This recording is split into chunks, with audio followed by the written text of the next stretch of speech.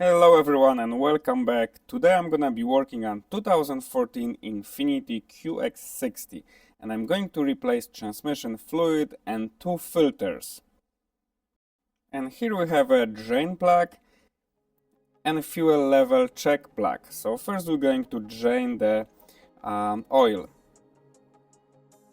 This transmission got two filters, one is inside the transmission under the pan and another one is on the side of the transmission. So first I'm gonna remove the transmission pan. Of course, we have a lot of bolts around the transmission pan that we have to remove all of them.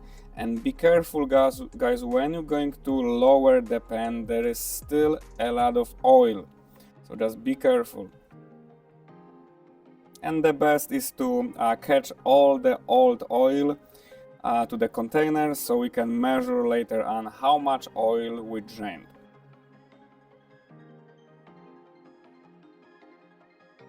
And once the pan is out, now we can have a view for the filter.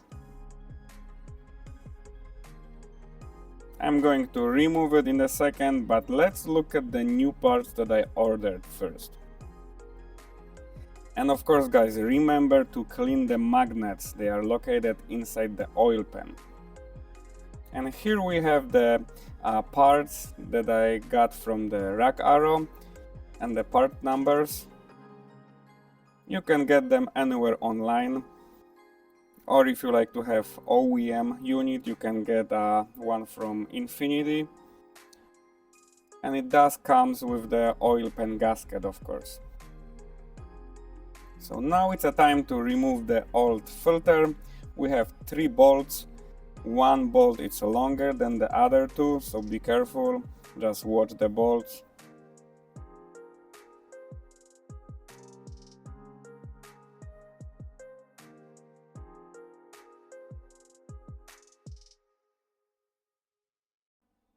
And once the bolts are out, you can just pull the filter out. Be careful, it's going to drip the oil, of course. And like I mentioned before, try to catch everything in the container so we can measure the amount of the fluid. And here is the new filter. Remember about this O-ring, you can put a little bit of oil around this O-ring and just put the filter back. Now I'm going to remove the old gasket and put the new gasket in and the oil pan back in the spot. Make sure guys everything is clean around the gasket area as well as inside of the pan. Use the brake cleaner and clean rag and clean everything very nice. So now we have a pan, oil pan back. Now it's a time to remove the another filter that is on the side of the transmission. And this transmission got two oil filters, and here's the another one. We got four bolts for this housing, and it's important to replace both filters. I see a lot of videos that people change the transmission fluid but never filters. It's very important to change the filters also. So here we have the new filter with the gasket. Like I mentioned, we got four bolts. The fourth one is on the top. You need the flat 10mm to get there.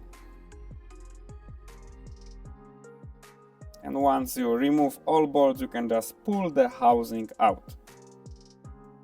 And look at that guys, how dirty is this filter. That's why it's very important to change them whenever you change the transmission fluid. So now I can go ahead and install a new filter back in, and of course the gasket. You gotta install the gasket first, and then you can put the filter and the housing. I'm doing this with one hand, and then I can put the four bolts back in the spot. Now we have everything done underneath the car, so I can lower the car and I can put the fluid from the top.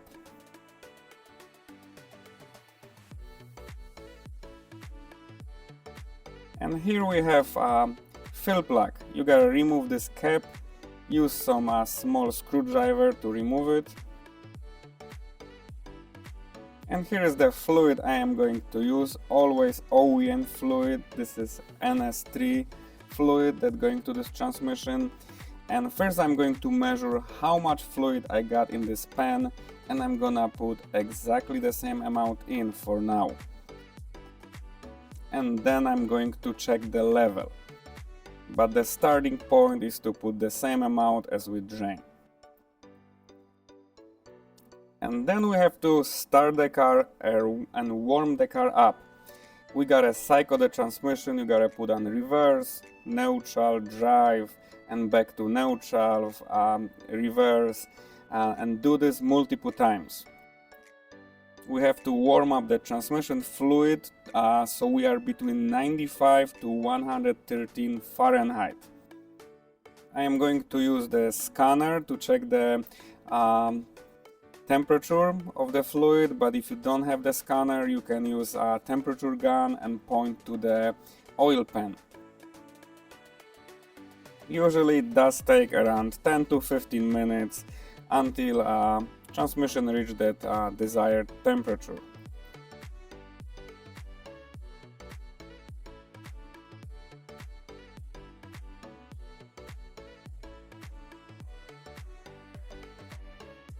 So now I got the temperature that I need, and keep the car running, and we gotta go under the car and open the check level plug.